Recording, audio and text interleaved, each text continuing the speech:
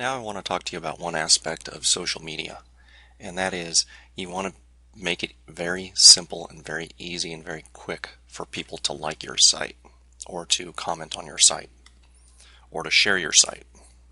So here's how you do that, and we've already alluded to it when we installed the Sexy Bookmarks plugin. So as you notice on the site, we have a Facebook icon, a Twitter icon, a LinkedIn icon. We can send via Gmail, post to Posterous, or add to Squidoo. We also have these buttons right here, the like and the +1. Okay.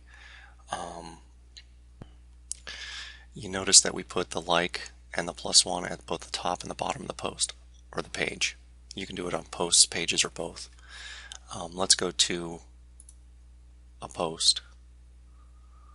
So here's our example text, here's our like button, here's our +1. Make it very easy, it's just one click. If you're logged into Google and or Facebook, you can click either of these links and they'll work.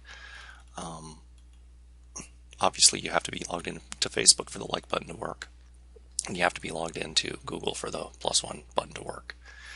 Alright, then we've got these icons, so it's very simple to send things to these social media sites. As you remember, or may remember, there's a whole lot of places that you can add to that Sexy Bookmarks plugin. They're all here, so